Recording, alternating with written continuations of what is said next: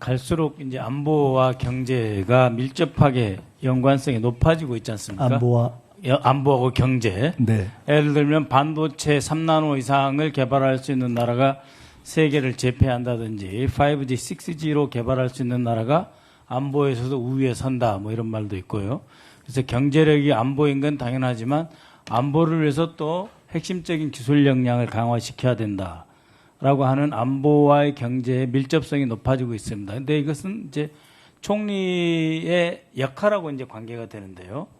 과거 같으면은 이제 안보 문제, 외교 문제는 거의 대통령님만의 고유 권한이었고 총리의 임무는 경제나 내치다 이렇게 되었지 않습니까?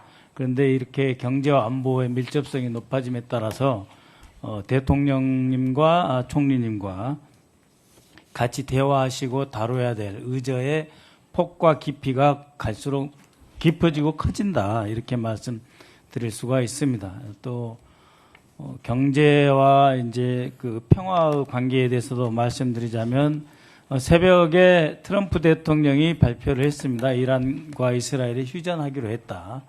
그래서 마침내 오늘 코스피 지수가 지금 시각 정도에 3,096포인트를 돌파했습니다. 그래서 이재명 정부, 이재명 대통령이 집무를 시작한 이후에 전 세계가 혼란에 빠지는 이 와중에도 갑자기 세계 4대의 화약고 중에 하나였던 이 한국이 내지는 한반도가 가장 평화로운 국가, 가장 군사적 긴장도가 낮은 국가로 순식간에 바뀌었습니다.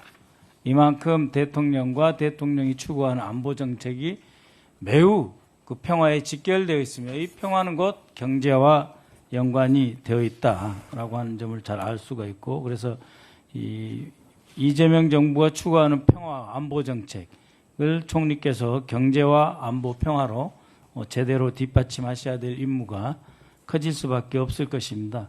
이와 관련해서 이제 질문을 드리겠는데요. 하나는 대통령님과의 주례 회동입니다. 그러니까 이제 작년에 윤석열과 한덕수 총리 관계에서 한덕수 총리가 도대체 윤석열 대통령과 주례 회동을 하느냐라고 질문을 드린 적이 있었는데 잘 못하시더라고요.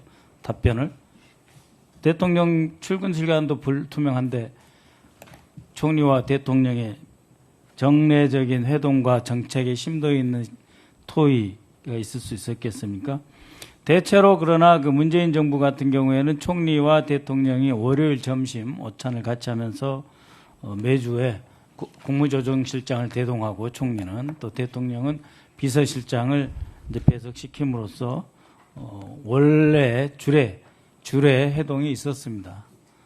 그리고 그 주례 회동, 월요일의 주례 회동을 위해서 일요일 저녁에 당시에는 당정청 고위 회동이 있었지 않습니까? 총리실을 하고 그다음에 이제 당의 정책위의장 대표 그리고 청와대에서 비서실장과 정책실장이 참여하는 고위 당정청 회의가 있었습니다. 이러한 그 운영 체계를 사실상 다시 복원해서 국정의 안정화 그리고 정책 결정의 신속화 그리고 어떤 문제가 생기면은 그 문제의 포착의 식별을 제대로 빨리빨리 해야 되는데 총리가 되시면 대통령과 당과 어떠한 협력 구조로 국정을 이끌어 가실지 한번 말씀해 주시죠.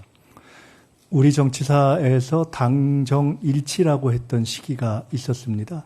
제가 김대중 대통령께서 현직 대통령이면서 총재를 겸했던 시절에 총재 비서실장을 하면서 당시 청와대에 왔다 갔다 하면서 공간도 갖고 회의에 배석해봤던 경험이 있습니다. 그 이후에 우리는 당정 분리체제로 넘어왔습니다. 근데 중대한 변화가 생긴 것이 민주당은 세계 최고 수준의 당원 주권, 당원 참여 정당이 되어서 어찌 보면 그 정당에서 대통령과 내각과 이렇게 배출하는 그러한 구조가 되어서 과거보다는 훨씬 더 당정이 협력이 강화되는 시기로 가고 있다고 생각을 합니다. 아마 그 정신을 반영하는 틀에서 대통령님께서도 당선 후 굉장히 빠른 시기에 과거보다는 거의 빛의 속도로 과거 당의 1, 2기 지도부를 초대해서 식사도 하신 것으로 알고 있습니다. 물론 여야 간의 만남도 굉장히 빨랐습니다. 그래서 첫째, 큰 틀에서는 당정이 하나다라는 마음으로 국정의 일치를 높이기 위해서 최선을 다하겠습니다. 두 번째로 형식적으로 주례회동이라는 형식이 존재하고 또 앞으로 해야 한다면 아마도 그것은 대통령님께서 그렇게 주도하시리라 생각을 합니다. 세 번째로는 그간의 경험이라든가 대통령님의 스타일을 볼 때 또 제가 대통령님과 함께 합을 맞추고 일해왔던 경험을 볼 때 형식적인 주례회동도 의미가 있겠지만 보다 수시로 저희들이 여러 현안에 대해서 말씀을 나누는 것이 더 의미가 있을 것이기 때문에 그것도 최선을 다하겠다는 말씀을 드립니다. 예, 그렇게 대독 총리가 아니고 실제로 일하고 대통령과 호흡을 맞추면서 국정에 한 몸이 돼서 나라를 잘 발전시켜 가시기 바라겠는데요. 그 아까 오기영 의원 질문도 있었습니다만 지난 내란 과정에서 소위 말하는 계엄 관련 국무회의에 8명이 참석을 했었고 거기에 총리가 있었지 않습니까? 네. 그리고 그 총리는 11시 되기 전에 대통령실에서 나와서 총리실로 갔다. 그리고 총리실에서 국무조정실장을 비롯해서 관련 회의를 개최했다. 이렇게 되어 있습니다.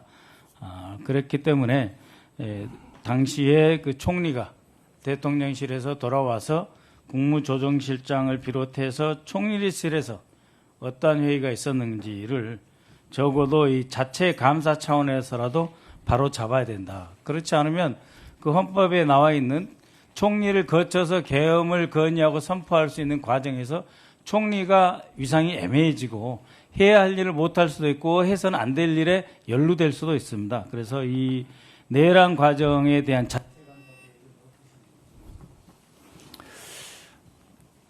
가끔 이런 생각을 해볼 때가 있습니다.